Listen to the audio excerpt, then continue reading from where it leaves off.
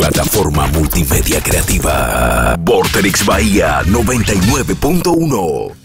Bueno, estamos con Jorge Mux, docente de la Universidad del Sur, Nacional del Sur. ¿De qué cátedra? ¿Qué tal? Estoy con problemas de la filosofía, filosofía del lenguaje y un seminario de filosofía de la mente. Bueno, ayer los docentes de la provincia levantaron el paro y escuchábamos a Rosisner, sí, colega. Sí. ¿Y estás de acuerdo con esto que dice que no es tan bueno desarrollar el pensamiento crítico en los alumnos? Bueno, vamos a empezar por una cosa. Yo soy doctor en filosofía. Rosisner ha estudiado filosofía también. Es un licenciado en filosofía por una universidad privada, si no tengo mala información. Cada vez que Rosisner habla de filosofía, parece que estuviera hablando de alguna especie de autoayuda, un tanto, digamos, tomada de los pelos. Quiero arrancar por acá cuando hablaba del pensamiento crítico. Él cree que pensamiento crítico significa criticar o destruir o hacer alguna actividad de ruptura. En realidad, pensamiento crítico tenemos en el mismo instante en que decimos voy a cruzar la calle y miro para ver si viene un auto. En realidad, el pensamiento crítico es parte de la construcción de todo lo que tenemos en nuestra sociedad, del lenguaje, de los artefactos, de cada cosa que se nos ocurra, es producto del pensamiento crítico. Pensamiento crítico, la palabra crítico viene del griego crineo, que significa analizar. Analizar no significa criticar en ese sentido pedestre del término en el que él lo está usando. Ese sentido no es un sentido que se sostiene ni etimológicamente ni filosóficamente, no tiene ninguna razón de decir que pensamiento crítico es eso que él dice. Pero además decir que no se debe enseñar pensamiento crítico es casi como decir no se debe enseñar nada, porque si no analizamos no hay manera de enseñar, ¿sí? Después que él habla del entusiasmo, en ese sentido me parece que está muy bien lo que propone, la noción de entusiasmo, pero decir entusiasmo versus pensamiento crítico a mí me deja una idea muy pobre de qué tipo de entusiasmo pretende implementar. ¿O entusiasmo para qué? No sé, es un entusiasmo ciego, bobo, no tiene mucho sentido. Pero sí estoy firmemente de acuerdo en que hay que fomentar el entusiasmo. ¿Y cómo se fomenta el entusiasmo? Con el pensamiento crítico. Bueno, los dos de la mano. Les voy a dar un ejemplo que estoy poniendo en práctica desde hace 1 año y medio. ¿Qué hay adentro de un disco rígido? Si alguna vez abrieron un disco rígido, cuando uno abre un disco rígido está haciendo crítica. Descartes, filósofo que inaugura la modernidad, nos dice que el primer paso para una investigación o para cualquier acto que tenemos que hacer es lo que él llama el análisis. El análisis es abrir algo y ver qué tiene. Cuando nosotros hacemos pensamiento crítico y no crítica, decir este es un tarado, eso no es pensamiento crítico. Pensamiento crítico es eso, abrir para ver cuáles son sus partes. Cuando uno abre un disco rígido, con lo que se encuentra es con una serie de elementos, con lo que, por ejemplo, imanes de neodimio, se encuentra con una serie de discos de metal, con algo que parecen unos pajaritos de metal también.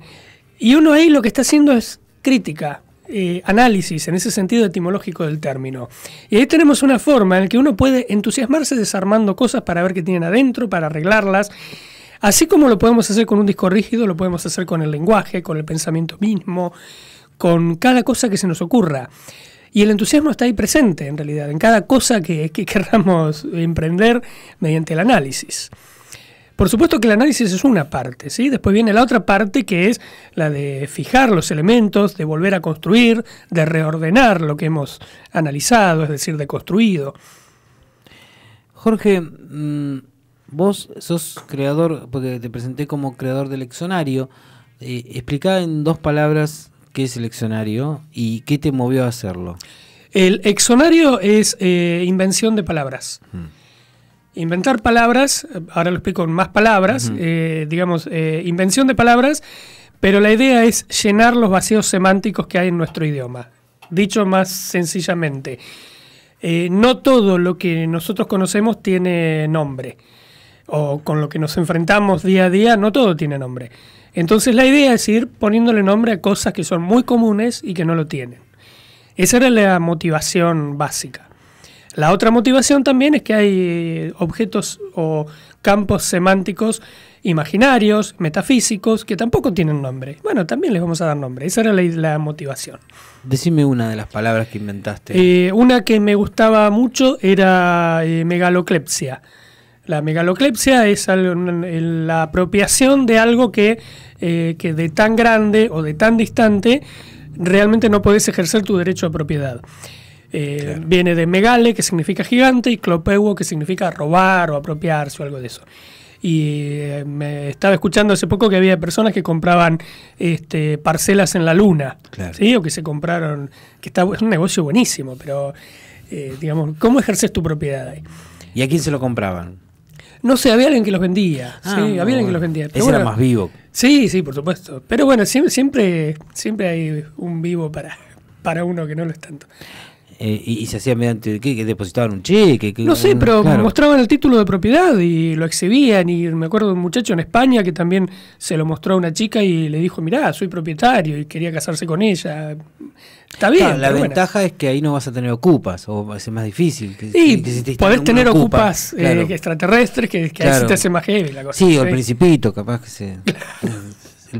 hay que sacarlo al Principito, hay que mandar la gendarmería. Sí, no, y aparte que es de la realeza, claro, es complicado. Es complicado sí. Jorge, ¿qué visión tenés del conflicto docente que lleva casi un mes? Bueno, ayer se levantó el paro, pareciera que los docentes dieron una muestra de, bueno, ahora nos vamos a sentar, vamos a ir a las aulas y supongo que Vidal les dará una respuesta, como les dijo.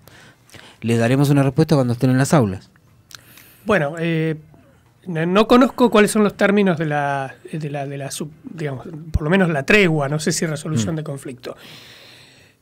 Volver a las aulas ya implica que o bien está resuelto definitivamente el conflicto, cosa que me resulta muy difícil de entender, o bien significa haber aceptado las condiciones que está proponiendo este gobierno, porque el único interés que tiene aparentemente el gobierno y muchos de los padres de las aulas es que su hijo esté en el aula, que la escuela sea una guardería. En definitiva, que el problema es que el chico está, no sabemos qué hacer con el chico y está perdiendo horas. Y bueno, por lo menos está en el aula. ¿Estar aprendiendo? No lo sabemos. Pero lo que quieren es que esté en el aula. Entonces, el conflicto se disuelve mucho si los docentes están en el aula y los chicos también están en el aula. Y cualquier herramienta de lucha también se disuelve bastante, porque todo se empieza a invisibilizar. Hay que decir que hay muchos conflictos docentes, no hay uno solo. Está el conflicto de la provincia de Buenos Aires, que es un conflicto que directamente involucra a María Eugenia Vidal, pero bueno, hay conflictos también en la universidad pública, que eso involucra, dado que la universidad es nacional, involucra al ministro de Educación y Deportes, que es Esteban Bullrich. Bueno, son dos conflictos que, si bien tienen aristas paralelas, son muy diferentes. Y supongo que cada provincia y cada gremio tendrá aristas diferentes. El gran problema es que una vez, primero que se pone como idea el hecho de que pareciera ser que los docentes no quieren dar clase. Alguna vez he escuchado por ahí algo como que, bueno, ¿por qué esperaron hasta que arranquen las clases para hacer las negociaciones? En realidad, desde agosto del año pasado se viene peleando para que se decida la apertura de paritarias. No se abrieron las paritarias, se decidieron unilateralmente.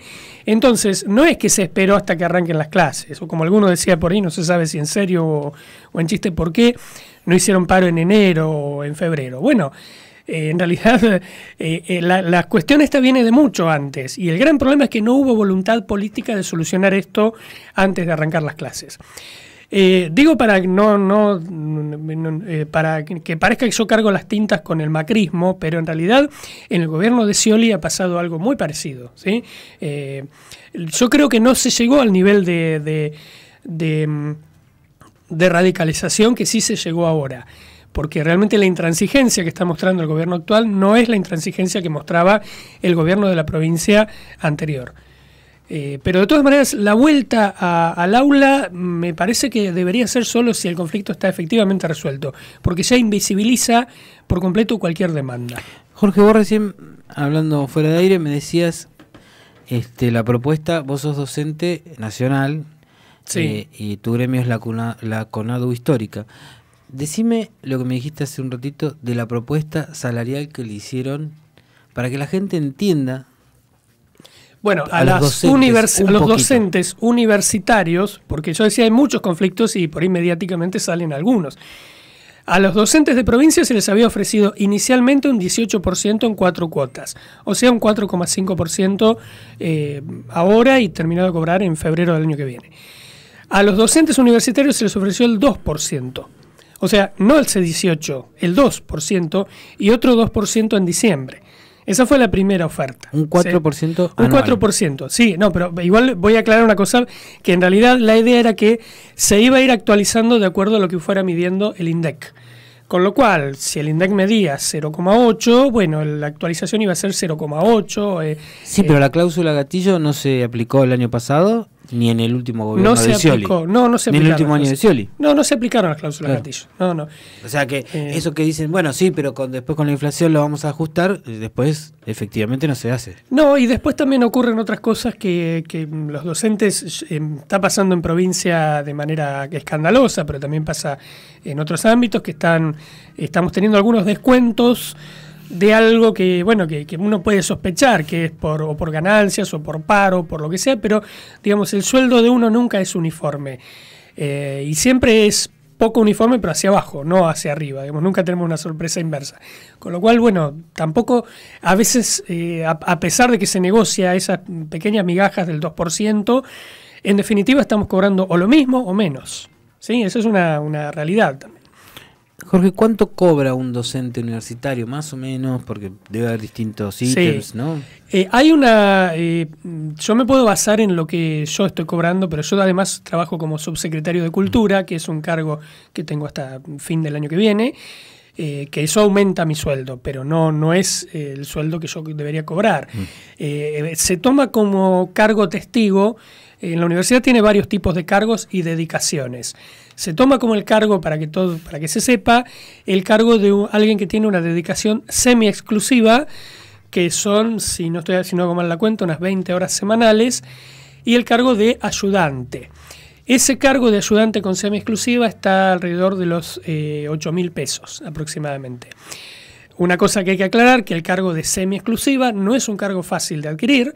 En general, si ustedes se fijan, la planta docente está con gran parte de la planta docente de las universidades se maneja con dedicación simple. Y la dedicación simple está cobrando entre 3.000 y 4.000 pesos. Y uno dice, bueno, pero ¿puede cambiar de dedicación? No se puede cambiar. No es que uno decide cuánta dedicación le va a hacer a la universidad, ¿sí? Yo tengo una dedicación exclusiva, con lo cual de esos 8.500 cobro el doble más su antigüedad, quizás esté cobrando 20.000 pesos aproximadamente. Sí, digo que no sé cuánto porque yo aparte cobro por subsecretario de Cultura. Pero no es que uno elige a cuántos cargos tener ni a cuántos dedicarse, porque además hay limitaciones en eso. Y por supuesto, cuando uno concursa por el cargo, digamos, con esa clasificación. No es que uno elige tranquilamente cuántas horas trabajar. O sea, pero vos sos un doctor en filosofía. Sí. O sea, para llegar a cobrar 20.000 pesos hay que ser doctor en filosofía o doctor en alguna materia, quizás. Sí. O sea, no es... Sí, por supuesto, y pasar por concursos, que se abran los concursos, porque ese es otro problema también. Ha ocurrido muchas veces que cuando se jubila un profesor, después no se llama al mismo concurso, porque el cargo de un profesor jubilado sirve para jerarquizar otras materias, otras carreras, entonces se reparte. Con lo cual a veces, esto no es por mala voluntad, quiero decir, esto pasa porque hay requisitos en otras materias y otras carreras, pero también puede ocurrir que alguien que está durante años esperando para rendir un concurso, se encuentra con que el profesor cuando se jubila, después el cargo ese ya no existe más, con lo cual tiene que rendir un cargo de mucha menor jerarquía. Entonces, bueno, no es fácil. Yo debo decir que he tenido mucha suerte, ¿sí? En ese sentido. Dentro de tus clases, que me repetís por favor la cátedra, ¿cómo es el nombre? La que estoy dando ahora es Problemas de la Filosofía. Supongo que a veces se da también en alguna oportunidad el debate político dentro de eso, ¿o no? Se suele dar. Yo trato de no fomentarlo, o sea, de no dirigirlo demasiado. Porque como yo tengo una posición política demasiado fuerte, no quiero que eso salga en los debates en clase, porque necesariamente yo voy a ir hacia mi sesgo político, por mis lecturas, por mi posicionamiento, en fin. Entonces trato de que esos debates mucho no se den en clase. Sí se pueden dar a veces en discusiones en Facebook, fuera de clase, armar especialmente algún debate, como hemos hecho alguna vez. Y bueno, salen cosas interesantes, pero como tenemos que cumplir además con una currícula, yo trato de ceñirme bastante a esa currícula, si bien la elijo yo, ¿sí? Pero para evitar esos sesgos yo trato de no fomentarlo demasiado. Estamos hablando con Jorge Mux, profesor de la universidad, y queríamos conocer por qué te has manifestado en las redes sociales eso, a favor de el gobierno anterior, del kirchnerismo. ¿Qué es lo que te acerca al kirchnerismo? Bien, hay una cosa que tendría que dar un rodeo demasiado grande que lo voy a tratar de evitar. Vos lo dijiste bien, ¿qué me acerca al kirchnerismo? Porque por ahí después están diciendo, sos kirchnerista. No. Yo no creo que seas ni kirchnerista, ni macrista, ni de izquierda, ni ser. Ahí está el problema con la palabra ser, que es muy seria en filosofía, ¿sí? Uno lo que tiene es acercamientos a determinados tipos de visiones, ya sean políticas, ideológicas, no sé, ciertos acercamientos. Pero básicamente, a mí lo que me pasó con el kirchnerismo fue que empecé a notar que ciertas demandas que ni siquiera soñaba que un gobierno las pudiera llevar adelante, fueron llevadas adelante, en muchos casos sin que siquiera mediara una iniciativa por parte de los ciudadanos. Quiero dar un ejemplo. La ley de servicios audiovisuales, sí, que fue muy debatida, yo seguí muy de cerca los debates, porque recuerdo que en los años 90 yo tenía un programa de radio con un amigo, y en los años 90 lo que nos decían es, la gente que tenía, los dueños de las radios, decían, no, hasta que no tengamos una ley de medios, nuestras radios van a ser clandestinas, vamos a tener problemas para conseguir publicidad, etcétera, etcétera. Y ya en esa época, en los 90, durante el periodo de Menem, se hablaba de una ley de medios como algo que podía favorecernos. Después me entero sorpresivamente en los años, no recuerdo el año, 2007, 2008, que la ley de medios estaba en la agenda de un gobierno. No solo eso, sino que ya se había empezado a mejorar muchísimo el CONICET, había empezado una serie de programas de mejoramiento de planta docente para las universidades. Esto por ahí no es muy conocido. En mi departamento se llamó programa PROUM, y la idea era que aquellos que tenían poca dedicación se les mejoraba la dedicación, es decir, ahí sí podían acceder a un cargo mejor, y a su vez se creaba, por cada cargo mejorado se creaba un cargo nuevo, es decir, que hubo un crecimiento de la planta docente, hubo un crecimiento de las becas, hubo un crecimiento en la infraestructura, en dinero para infraestructura, en dinero para muchos tipos de actividades. Vi que hubo realmente una inversión en ciencia y en educación, sobre todo en educación universitaria. Paralelamente estuve viendo muchas otras cosas que me parecieron muy interesantes. No sé, que puedo dar ejemplos. Alguno de ellos fue tratar de mantener cierta puja con sectores de poder. Uno de ellos el campo. Recuerdo también la puja con los fondos buitres. No necesariamente tienen que haber salido bien, quiero decir, haya llegado a un éxito. Pero el ver que había una idea de enfrentarse a ciertos poderes, desde luego que estoy omitiendo algo importantísimo, que fue los juicios de lesa humanidad, en los cuales terminó condenado el mayor genocida de la dictadura, ¿sí? Quien murió en una cárcel común sin ningún tipo de privilegio. Bueno, son cosas que yo no esperaba ver, honestamente. Y los vi como iniciativa de gobierno. No fue que tuvimos que ir y pelear y estar, digamos, con mucha fuerza, sino que básicamente parecía que era algo propio del kirchnerismo. No sé después si, porque algunos me dicen, no, bueno, las verdaderas intenciones de Cristina, pero yo no sé cuáles son las verdaderas intenciones. Me puedo basar en lo que puedo ver. Y realmente puedo ver que las universidades estuvieron muy bien, muy bien no, vamos a decirlo de otra manera, mucho mejor que en toda la historia que yo recuerdo. Yo tengo 43 años, así que no viví la época de lo que fue la dictadura en las universidades, pero desde el año 92 no vi un mejor periodo que no fuera el kirchnerismo. ¿Quiere decir que era óptimo? No, claro que no. Quiero decir que yo no vi uno mejor, ¿sí? Te tengo entre los que se llama amigos de Facebook. Yo prefiero decir contactos, ¿no? Porque amigos. Sí. Y te veo activo allí, ¿no? Participando. ¿Se puede discutir en Facebook? Sí, se puede discutir. Sí. Hay que aprender. A mí me costó mucho aprender a discutir en Facebook. Creo que la discusión cara a cara es muy distinta que la discusión en una red social. En primer lugar, porque en la red social las ironías no se entienden. A veces uno está más creyendo que el otro, o sea, en muchos casos discutimos con gente de las que desconocemos todo y casi todo lo presuponemos. Y cuando estamos cara a cara somos un poco más cuidadosos. Eso creo que es casi hasta una cuestión biológica, diría. El cara a cara nos lleva a ponernos un poco en guardia, pero cuando no lo tenemos cara a cara nos parece que... pero sí se puede discutir en las redes sociales. El problema que tiene la red social serio es que uno está discutiendo con una persona en el muro, en un muro ajeno, y con esa persona uno puede estar discutiendo lo más bien, pero intervienen otros ahí. Y esos otros no vienen con el mismo ánimo, o malinterpretan, o ensucian la conversación. Y a veces eso lleva, a terminar bloqueando y cosas por el estilo. Yo no soy de bloquear, pero lleva a ese tipo de cuestiones. Y me parece que es muy productiva la discusión por las redes sociales, porque eso permite también...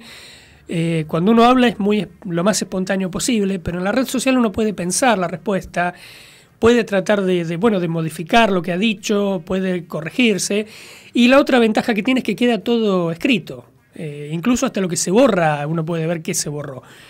Entonces es como una especie de documento. Pero aún no siendo espontáneo y no siendo directo y pudiendo pensar y todo eso, hay veces que la discusión tiene niveles digamos, de insulto, son... Sí. Sí, o de odio, o de rencor, o de todo esto. Hay algunas cuestiones relativas a la argumentación que tienen que ver con ver si los que están participando están dispuestos a discutir qué significa. Ponemos un tema cualquiera, lo dejamos, digamos, damos nuestra opinión fundada en lo posible, lo mejor fundada posible, y esperamos que otros den o la misma opinión enriquecida o una opinión diferente fundada con razones diferentes. Eso sería el quid de la discusión. Pero por supuesto que no pasa eso. Pero uno tiene que lidiar también con el insulto, con el enojo del otro. Lo que pasa es que hay que ver si el otro está, a pesar del insulto, si está dispuesto a seguir la discusión o no, porque a veces se le escapa a alguno, un tarado, imbécil, pero si sigue discutiendo, qué sé yo, no sé, es un aprendizaje un poco difícil ahí, ¿sí? Porque una vez que a uno le dicen que es un tarado, un imbécil, ya no le dan ganas de seguir. Pero si uno ve que el otro, a pesar de eso, tiene la voluntad de seguir argumentando, más allá del insulto, creo que se puede. Jorge Mux, creador del leccionario, docente de la universidad, ¿dónde se puede leer el leccionario? El leccionario se puede leer en un sitio web, en un blog, que se llama Exonario, blogspot.com. Pero uno busca Exonario y ahí aparece. También se podía comprar el libro hasta hace poco, pero no está, no sé por qué no está a la venta o es muy difícil de conseguir. No porque esté agotado, ¿sí? Porque sé que hubo problemas de distribución que ya llevan años y por eso... ¿Y el blog cómo es? El blog es exonario.blogspot.com. Pero googleando Exonario va a salir. Sí, googleando Exonario también tengo una versión en otra plataforma también, así que puede aparecer cualquiera de las dos plataformas que está lo mismo en las dos. Sí, se puede escribir por ahí, no lo estoy actualizando desde el 2014 que no lo actualizo porque me aburrí, pero durante 7 años todos los días lo estuve actualizando. ¿Y alguno te puede sugerir alguna palabra? Sí, de hecho me están llegando sugerencias de palabras, pero como lo tengo un poco abandonado, le quedan ahí, en el limbo. Y de las últimas, en este tiempo que no lo actualizaste, ¿se te han ocurrido algunas palabras? Sí, algunas se me han ocurrido. Lo que pasa es que yo antes sistemáticamente llevaba libretas y anotaba.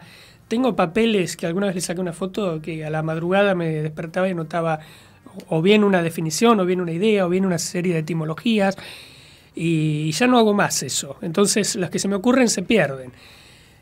También había inventado una palabra para eso de que se te ocurran cosas en los momentos más inadecuados, en donde justamente no tenés nada para anotar. Pero bueno, me está pasando eso, no me acuerdo ahora. ¿No te acordás? No me acuerdo. Claro, no tenías para anotar. Claro, no tenía para anotar. Pero la palabra esa sí está en el blog. Bueno, Jorge Mux, muchas gracias por gracias a ustedes, habernos por visitado nuevamente en Decime la Verdad. Plataforma multimedia creativa. Vorterix Bahía 99.1.